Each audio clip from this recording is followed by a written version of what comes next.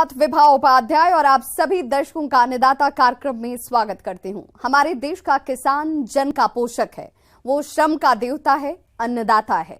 उसमें ही भारत की आत्मा निवास करती है और ऐसे ही किसानों की प्रगति के लिए हम खेती बाड़ी से जुड़ी हुई बहुत सी नई लाभकारी जानकारियां हर रोज सुबह लेकर आते हैं। तो चलिए कार्यक्रम शुरू करने से पहले देखते हैं क्या है आज के अन्नदाता में।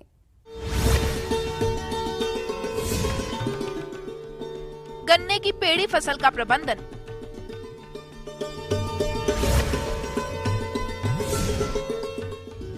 मूंग की खेती किसानों के लिए फायदे का सौदा।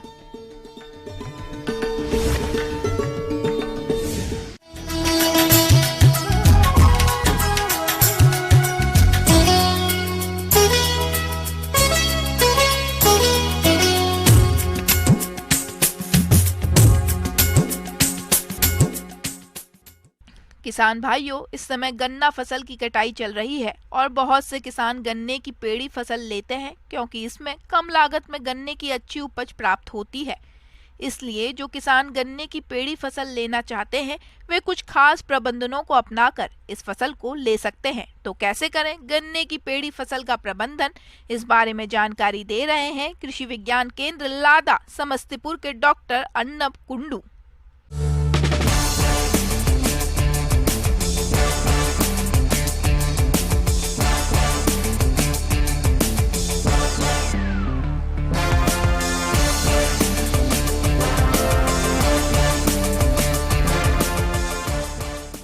जो खूटी गन्ना है, जो एक मतलब किसान भाई बहुत आम तरीके में इसको बहुत पैमाने में इसको यूज़ करते हैं। और इसका कारण भी यही है क्योंकि क्या होता है कि अब हम अगर नया गन्ना अगर रोपने जाए तो उसका जो जड़ मजबूत होने में टाइम लग जाता है। अब इसी प्रकार में जब खूटी गन्ना हम करते हैं तो उसका जड़ पहले से मौजूद रहता है। इससे क्या होता है, जो पोषक तत्व जो लेने का जब बात हम करते हैं तो वो बहुत पैमाने में इजीली उस खूटी गन्ने में अवेलेबल हो जाता है। ठीक है, और इसीलिए इसी के लिए क्या होता है, जो अर्ली मैच्योरिटी इस खूटी गन्ने में हम लोग पाया जाता है, जो जिससे किसानों को बहुत अच्छे पैमाने में लाभ मिलता है क्योंकि टाइम बच जाता है। और दूसरा क्या है, जो नया सीड मटेरियल खरीदने का जो पैसा है, जो कॉस्ट ऑफ कल्टीवेशन है, वो भी घट जाता है। इसीलिए बड़े पैमाने में खूटी गन्ने के खेती इंडिया में पाया जाता है। गन्ना की पेड़ी फसल से किसानों को अच्छा मुनाफा होता है। इस फसल में नई फसल की तुलना में खर्च और मेहनत बहुत कम लगता है, लेकिन स्वस्थ और अच्छी पेड़ी के लिए पेड़ी फसल में कई जरूरी बातों का ध्यान रखना होता है। वैज्ञानिक बोलते हैं कि एक बार गन्ना रोपने के बाद उससे एटलीस्ट मतलब मैक्सिमम 3 बार हम उससे गन्ना करें, तब जाके वो फायदेमंद रहेगा। नहीं तो क्या होता है, अगर एक ही सीड मटेरियल से रटूनिंग बार बार हम करते जाए तो बाद में जाके आफ्टर 3 और 4 साइकिल के बाद उसका जो पैदावार है वो घट जाता है। और दूसरा क्या है, जो पेस्ट और डिजीज है, जो कीड़ा और बाकी जो रोग है वो भी बहुत पैमाने में पाया जाता है। इसमें एक बहुत महत्वपूर्ण रोग है ग्रासी शूट ऑफ शुगरकेन, और दूसरा एक है रटून स्टंटिंग ऑफ शुगरकेन।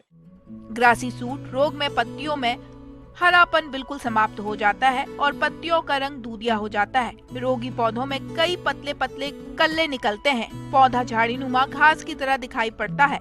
यह रोग रस चूसक कुछ कीटों से फैलता है और जिस फसल में ये रोग लगा है उसका बीज उपयोग करने पर अगली फसल में भी फैल जाता है। ये जो 2 बीमारी है ये बार बार रटूनिंग करने के बाद बड़ी पैमाने में पाया जाता है और इसका कोई इलाज नहीं है। इलाज ऐसे नहीं है क्योंकि क्या है, वो जो सीडलिंग मटेरियल जो हम उसको बुआई किए है उसमें ये छुपा रहता है। अब अगर उसको उठा ले तो रटूनिंग का कोई मतलब नहीं हुआ। तो अगर रोग प्रकोप अगर खेत में पाया जाए तो किसान भाइयों को यही सलाह है, जो बीमारग्रस्त जो पौधा है उसको निकाल के फेंकना पड़ेगा, फेंक के उसको दफनाना पड़ेगा या जलाना पड़ेगा। इसीलिए वैज्ञानिक यही बोलते हैं कि अप टू 3 रटूनिंग तक इसको हम यूज करें, गन्ने का जो खूटा है उसको हम इस्तेमाल करें। गन्ने की पेड़ी फसल आमतौर पर किसान एक ही बार लेते हैं, जबकि सही देखरेख करके किसान 2 से 3 फसल भी आसानी से ले सकते हैं। अब अगर जब खूटा करने जाएंगे उसमें क्या क्या सावधानी हमको देखना पड़ेगा। पहली बात तो ये है, हम जो गन्ना जो ऑलरेडी काट रहे हैं हम उसको एकदम ग्राउंड लेवल से, एकदम मिट्टी के सतह से उसको काटना पड़ेगा पहली बात, तब जाके उसका अच्छे से जो सेकेंड जो खूंटा निकलेगा वो बढ़िया रहेगा। दूसरी बात क्या है, जो हम काटने के एटलीस्ट 4 हफ्ता तक उसमें पानी नहीं देना है। अगर पानी तब दे देंगे तो क्या होगा, वो जो रटून है, वो जो प्लांटिंग मटेरियल है, वो सड़ने का चांसेस बहुत ज़्यादा रहता है। ठीक है, तो हमको एटलीस्ट 4 हफ्ते तक उसमें पानी नहीं देना है। अब जाके अगर फिर उसमें हमको जुताई करना है। कैसे करेंगे, जनरली हम लोग क्या करते हैं, जब हम गन्ना खेती करते हैं तो रीज एंड फारो मेथड यूज़ करते हैं, और वो जो रीज जो ऊंचाई वाला एरिया होता है उसमें हम गन्ना को रोपते हैं। अब उसमें क्या होता है, जो उसका जड़ है उसको कुछ खराब हो जाता है, तो इसलिए जब हम लोग जुताई करेंगे हमको उसको एक कुदाल से साइड वाला जो रीज वाला पोर्शन है उसको पहले अच्छे से उसको निचोड़ना पड़ेगा, तब जाके जो खराब जो जड़ है वो थोड़ा हट जाएगा। उसके बाद हमको इसमें 2 से 3 बार हैरोइंग करना पड़ेगा, तब जाके जो मिट्टी होगा लूज होगा। और हमको पता है, किसान भाइयों को पता है कि जितना मिट्टी लूज होगा उतना जो वायु संचालन अच्छा होगा, जो जड़ के विकास के लिए, पौधे के लिए, गन्ने के लिए भी अच्छा होता है। अच्छा, इसके बाद 4 हफ्ते जब हो जाएगा उसके बाद हमको पहला इरिगेशन मतलब सिंचाई देना है, तब जाके उसका अच्छा फल हमको मिलेगा। और इससे क्या होगा, जो खूंटा निकलेगा वो एकदम एक ही हाइट का, मतलब हर एक खूंटे का जो आकार होगा सेम रहेगा। इससे हमको आगे जाके बहुत आसानी होगा खेती में। और इसके बाद क्या करना है, अब हम अगर इसमें खाद देने की बात करें तो जैसे फर्स्ट इरिगेशन के बाद, सिंचाई के बाद हमको ऐसे बेसल डोज हमको देना है 5 kg DAP, 2 kg यूरिया और 4 kg MOP मतलब म्यूरिएट ऑफ पोटाश। ये आपका गया बेसल डोज। ठीक है, उसके बाद जो फर्स्ट इरिगेशन हम क्या बोले कि 4 से 6 हफ्ते बाद, और उसके ठीक सेम 6 हफ्ते बाद हमको सेकेंड इरिगेशन मतलब सिंचाई देना है। ठीक है, उस समय हमको देना है नाइट्रोजन देना, क्योंकि किसान भाइयों को पता है कि हम लोग एक बार में पूरा नाइट्रोजन यूज़ करते नहीं, हम उसको जितना बारी बारी में देंगे तो उसका जो एफिशिएंसी है ज़्यादा पौधा ले पाएगा, उस टाइम हमको देना पड़ेगा। और 2 kg नाइट्रोजन, 2 kg यूरिया पर कट्ठे में। ठीक है, और उसके बाद जब अर्दिंग अप करेंगे, ठीक है, जब गन्ना बड़ा हो जाता है उसके जड़ में जब मिट्टी दे के उसको शेल्टर देते हैं, उसको अर्दिंग अप बोलते हैं, उस टाइम और 3 kg पर कट्ठे का यूरिया हमको देना पड़ेगा, तब जाके हमारा जो एक खूंटा जो गन्ना है इसका पैदावार बढ़िया होगा। किसान भाइयों, अब लेते हैं एक छोटा सा ब्रेक।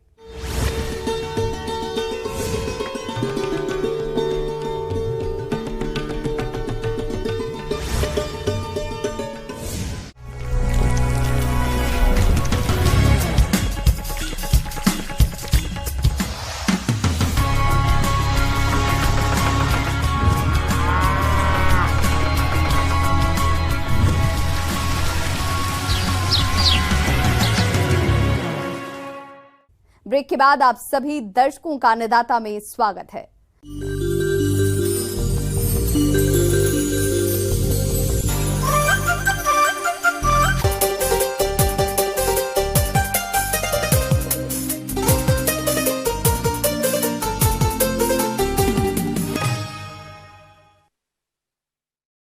प्रदेश के किसान कम पानी और कम समय में अच्छी आमदनी देने वाली मूंग की खेती इस समय कर सकते हैं, लेकिन इसकी भरपूर पैदावार के लिए किसानों को उन्नत बीज से लेकर फसल के सारे प्रबंधनों को वैज्ञानिक तौर तरीकों के आधार पर करना होगा। तो आप कैसे करें मूंग की खेती, इसकी समस्त जानकारी के लिए हम आपकी मुलाकात करवाते हैं डॉक्टर RK जायसवाल से।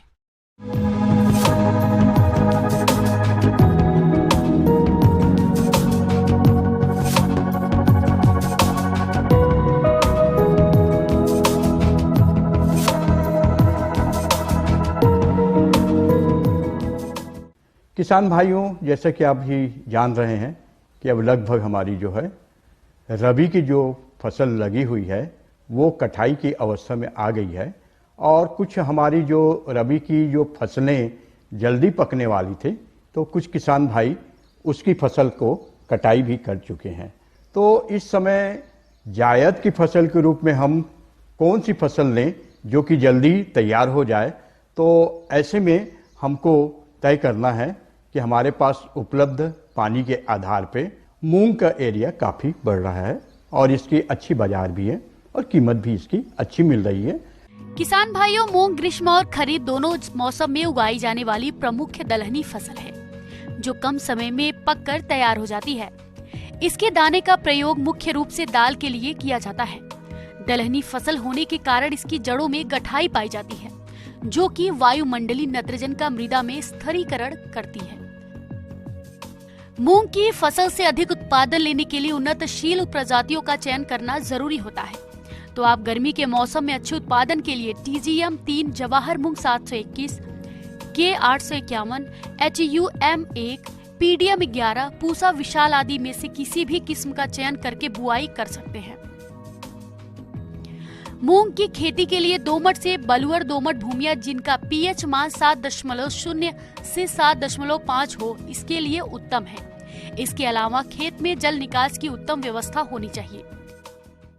तो मूंग बोने के लिए सबसे पहले हमको जानकारी ये होनी चाहिए कि जैसे ही हमारी फसल कटती है, हमको तुरंत जो उसके अंदर नमी बची हुई है उस नमी का प्रयोग करना है और एक बार जो है कल्टीवेटर चला के हमको ज़मीन को पलटा देना है और उसको हमको 3-4 दिन तक छोड़ देना है ताकि उसमें जो उगे हुए खरपतवार हैं वो सूख जाएं और इसके बाद हल्का पलेवा देकर हम जो है उस ज़मीन को तैयार कर सकते हैं। तो जैसी बतर आती है तो 2 बार कल्टीवेटर चला के, पाटा चला के खेत को हम समतल कर लें, जिससे कि हमारा जब बोनी करते हैं तो उस समय हमारी जो सीडल चलती है तो उसमें ऊपर नीचे ना हो। किसान भाइयों, किसी भी फसल से अधिक उत्पादन प्राप्त करने के लिए खाद और उर्वरकों का संतुलित मात्रा में प्रयोग करना होता है। इसी बात को ध्यान में रखते हुए मूंग की फसल में nitrogen 20 kilogram, phosphorus 40 kilogram, potash 20 kilogram और गंधक 25 किलोग्राम प्रति हेक्टेयर की दर से खेत की तैयारी के समय आधार खाद के रूप में उपयोग करें। तो इसमें जो है 20 से 25 किलोग्राम बीज की आवश्यकता होती है। यदि दाने छोटे होते हैं मूंग के तो 20 किलोग्राम में हमारा पर्याप्त होता है और थोड़े अगर दाने बड़े होते हैं तो 25 किलो हम जो है बीज की मात्रा ले सकते हैं। अब जब हमको बीज मिल जाता है तो बीज को बोने के पहले बीज का उपचार करना बहुत आवश्यक है। तो इसके लिए जो है जो फफूंदी नाशक है जिसको कार्बन डाइज़मिक के नाम से जानते हैं, इसकी जो है 3 से 5 ग्राम प्रति किलोग्राम बीज के मान से हम लेकर और बीज को चलाकर अच्छे से मिलाकर जो है बीज उपचारित आवश्यक रूप से कर सकते हैं। तो इसके लिए सबसे पहले जो फफूंदी नाशक कार्बन डाइज़मिक का उपचार करें। इसके बाद इंसेक्टिसाइड के रूप में हम जो है क्लोरीपाइरीफास का पाउडर का उपचार करें और तत्पश्चात जो है हम जो राइजोबियम कल्चर जो मूंग के नाम से भी आने लग गया है, इसकी जो है 5 ग्राम को घोल बनाकर और इसमें गुड़ का या आपका शर्करा का लेकर सिरका लेकर जो है इसको हम बना सकते हैं और अंतिम में जो है हमको राइजोबियम कल्चर से उपचारित करना चाहिए।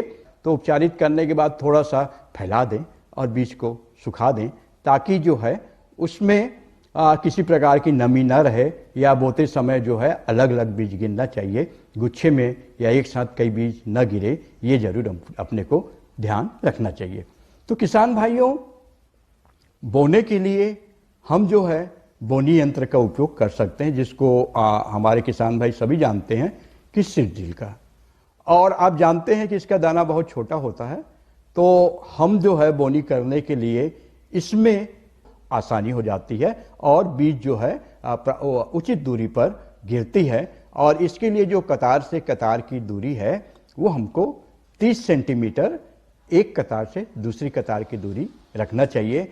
बीज जो है 8 से 10 सेंटीमीटर के बीच में एक एक बीज गिरे तो बहुत अच्छा है। किसान भाइयों, मूंग की फसल में बसंत और ग्रीष्म ऋतु में 10 से 15 दिन के अंतराल पर सिंचाई की आवश्यकता होती है।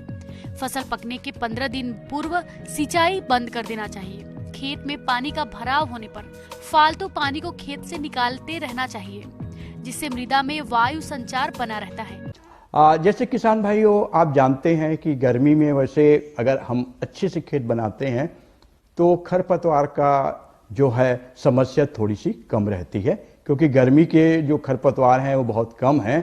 तो प्रारंभिक अवस्था में यदि जब मूंग उगने के पूर्व हमको जो है कुछ उगते हुए खरपतवार दिखते हैं तो हम जो है 15 से 20 दिन बाद एक जो है हल्की गुड़ाई जो हैंड होक चलाकर या आजकल क्या है कि किसान भाई दूरी इतना रखते हैं कि ट्रैक्टर में ही वो अपना डिवाइस लगा लेते हैं और उसकी जो है हल्की गुड़ाई कर लेते हैं। तो जैसा भी जो हो आप जो है इसकी जो 15 से 20 दिन बाद अंकुरण हो जाए और पहली सिंचाई के बाद में यदि हम एक बार इसकी निंदाई गुड़ाई कर लेते हैं तो पौधा अच्छा बनता है और इसमें जो है बढ़वार इसकी अच्छी मिलती है।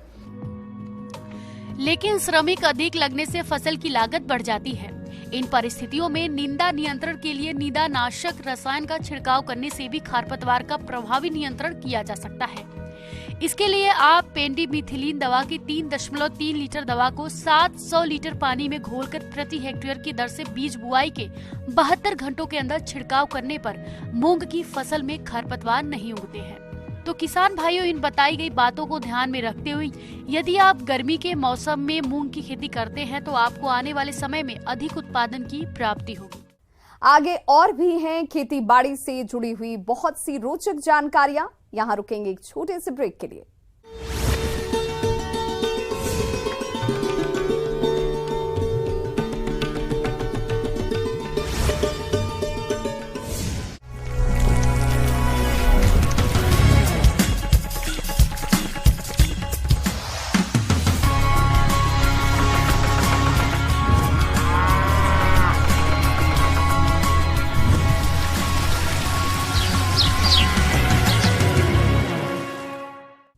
ब्रेक के बाद एक बार फिर से आप सभी दर्शकों का अन्नदाता कार्यक्रम में स्वागत है।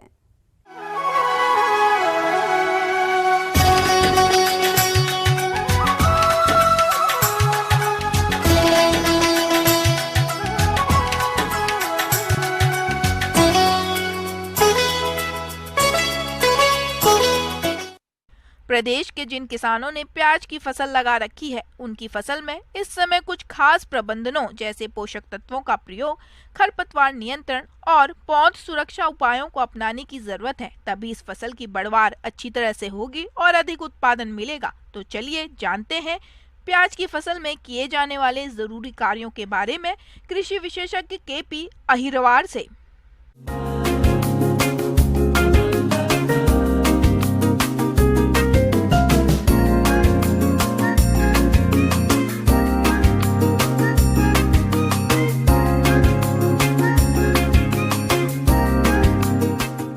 आज का सामयिक विषय जो है प्याज की खेती के संबंध में है। मैं इसके संबंध में किसान भाइयों को बताना चाहता हूं कि प्याज की खेती बड़ी लाभदायक है, परंतु इसमें सावधानियां भी बहुत ज़रूरी हैं। अभी जो फसल 22 से 25 दिन की हो गई है, इसमें खरपतवार जरूर आ रहे होंगे। तो हम खरपतवार दो तरीके से निकाल सकते हैं। एक तो यांत्रिकीकरण विधि है और दूसरा जो है हम हैंड बीडिंग जिसको बोलते हैं, हाथ से भी हम निकाल सकते हैं। उससे दो फायदे होते हैं डोरा चलाने से। एक तो खरपतवार निकल जाता है और दूसरा जो है मिट्टी थोड़ी सी पलट भी जाती है। जब पौधा बड़ा होने लगता है तो बेसल डोज में हम जो नत्रजन की मात्रा देते हैं, जब हमारा पौधा बड़ा, जैसे अभी स्थिति जो है नत्रजन देने की स्थिति है, जो बची हुई नाइट्रोजन है वो हम यूरिया की मात्रा हमारी जो पौध लगी हुई है उसमें दे सकते हैं। सिंचाई के बारे में जो है ना बहुत सावधानी रखना पड़ती है। इसमें पानी की अधिकता ना हो, इसका विशेष ध्यान रखना पड़ता है कि जो पानी हम दे रहे हैं, अगर ड्रिप है तो बहुत अच्छी बात है, अगर ड्रिप नहीं है तो नालियों के माध्यम से जो पानी चलता है उसमें हम लोगों को पानी में नमी रखना है, पानी भरना नहीं है। अगर हम पानी भरेंगे तो निश्चित रूप से उसमें विभिन्न प्रकार के रोग जनित होंगे। किसान भाइयों, मौसम परिवर्तन के चलते प्याज की फसल में कीट और रोगों का प्रकोप देखा जा रहा है, जिसका यदि समय रहते नियंत्रण नहीं किया गया तो आपको फसल के उत्पादन में भारी नुकसान हो सकता है। तो कैसे करें इन कीट रोगों की पहचान और रोकथाम, आइए जानते हैं। इसके बाद जो है ना जब फसल और बड़ी हो जाती है, तब भी हम लोगों को खासकर थ्रिप्स का जो प्रकोप होता है प्याज के ऊपर, वो सबसे ज्यादा देखा गया है। इसके बाद में एफिड जैसेट्स तो हमेशा ही रहते हैं, जहाँ थोड़ी सी नमी हुई वहाँ ये अपना शुरू कर देते हैं और जो उसका प्याज का पौधा होता है उसमें छेद करने का काम करते हैं। इससे जो है ना बचने की लिए हमको कार्रवाई करना पड़ती है। हमारा सुझाव ये है कि अगर जैविक रूप से नियंत्रण करना है, हर 15 दिन में 1 लीटर गौमूत्र या 1 लीटर नीम का काढ़ा या नीम ऑयल मिला करके जो स्प्रेयर आता है उसमें भर के और हम अपनी फसल के ऊपर छिड़काव करेंगे। हर 15 दिन में अगर हम ये काम करते रहें तो कोई कीड़ा बीमारी हमारी फसल पे नहीं आएगा और पूर्ण रूप से हमारी प्याज जो है ना जैविक नियंत्रण के कंट्रोल में रहेगी। अगर इंसेक्ट पेस्ट का असर होता है तो इंसेक्टिसाइड जो हमारे रहते हैं उनका हम उपयोग कर सकते हैं। 2 से 3% दवाई हम मिलाते हैं और उसका स्प्रे हम स्प्रेयर के माध्यम से करते हैं। किसान भाइयों, अब बात आती है रोगों की। तो इस समय प्याज की फसल पर झुलसा रोग का प्रकोप दिखाई दे रहा है। यह रोग पहले पत्तियों और डंठलों पर छोटे छोटे सफेद और हल्के पीले धब्बों में आता है। रोग का प्रकोप बढ़ने पर बड़े भूरे रंग के धब्बों में ये बदल जाता है, जिसके कारण फसल की पत्तियां सूख जाती हैं और कंदों का विकास नहीं हो पाता है। इसके नियंत्रण हेतु स्वस्थ एवं रोग प्रतिरोधी प्रजातियों का चुनाव करें, खेत में फसल चक्र अपनाएं तथा खड़ी फसल में रासायनिक नियंत्रण के लिए कॉपर ऑक्सीक्लोराइड 3 ग्राम दवा का प्रति लीटर पानी के हिसाब से घोल बनाकर 15 दिन के अंतराल पर 2 से 3 बार छिड़काव करें, जिससे इस रोग पर नियंत्रण पाया जा सकता है। इसमें एकत्रित करके उसके बाद में जो है ना इसका भंडारण सुनिश्चित करना चाहिए।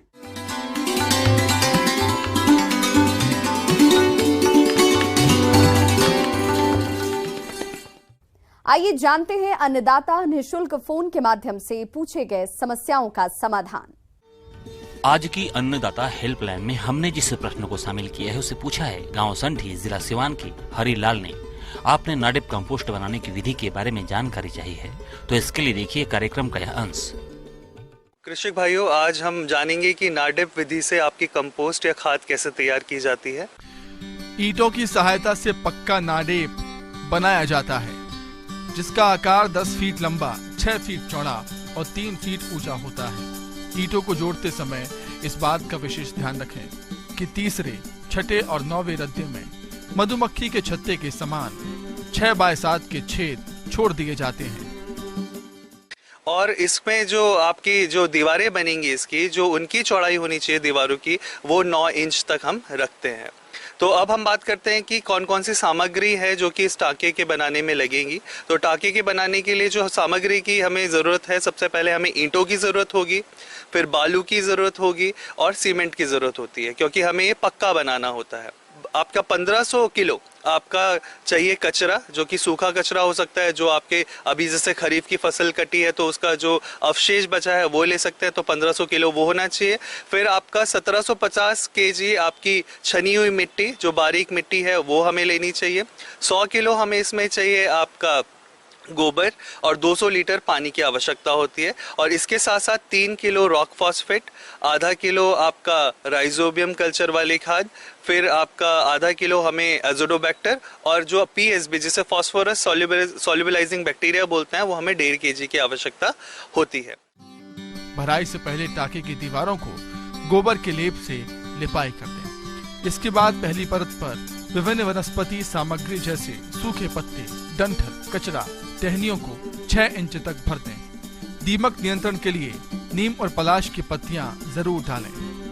अब दूसरी परत में 3 से 4 किलो गोबर का घोल बनाकर वनस्पतिक सामग्री के ऊपर डाल दें। अब तीसरी परत पर 50 से 60 किलो छनी हुई मिट्टी की परत बना दें। बता दें कि 11 से 12 परतों में पूरी सामग्री भर जाएगी। इसके बाद टाके को 400 से 500 किलो मिट्टी की परत बनाकर गोबर से लिपाई कर दें। 15 से 20 दिनों बाद जब सामग्री 8 से 9 इंच सिकुड़ जाए, तब दूसरी भराई करके टाके को अच्छी तरह ढक दें। एक पक्के नाडेप टाके से साल में 3 बार खाद तैयार की जा सकती है। तो ये जो आपकी नाडेप विधि से जो कंपोस्ट है, ये 100 से 120 दिन में रेडी हो जाती है। अब अगर हम बात करें कि एक टंके से आपको कितनी खाद इसमें उपलब्ध हो पाती है, तो 100 से 120 दिन में एक टंके से आप 25 से 30 क्विंटल खाद रेडी कर सकते हैं। तो एक वर्ष में अगर हम इसे यूज करते हैं टाके को, तो 100 क्विंटल के करीब आपकी खाद इससे हम ले सकते हैं। अब अगर मैं इसकी बात करूं कि इसमें कितने पोषक तत्व पाए जाते हैं, इस विधि से तैयार की गई खाद 0.5 से 1.5% नाइट्रोजन, 0.5 से 0.9% फास्फोरस और 1.2 से 1.4% पोटाश तथा अन्य सूक्ष्म तत्व पाए जाते हैं।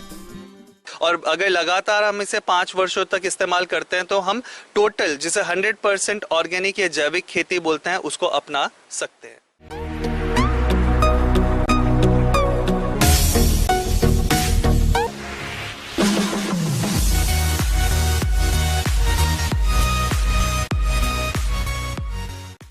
एक नजर डालते हैं राज्य के कुछ मंडियों के प्रमुख फसलों के बाजार भाव पर।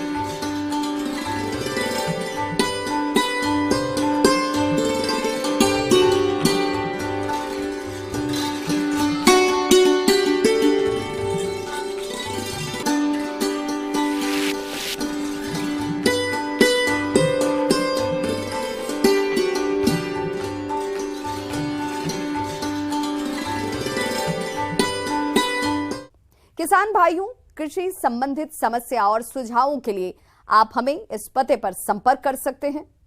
प्रोड्यूसर अन्नदाता, news 18 Bihar Jharkhand, Ramoji film city Hyderabad 501512। साथ ही आप हमें ईमेल भी कर सकते हैं। हमारा ईमेल एड्रेस है p18annadatabihar@nw18.com।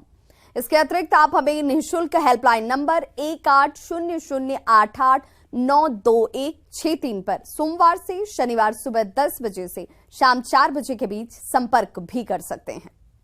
अब समय हो रहा है आपसे विदा लेने का। कल फिर होगी मुलाकात कृषि से जुड़ी महत्वपूर्ण जानकारियों के साथ। नमस्कार।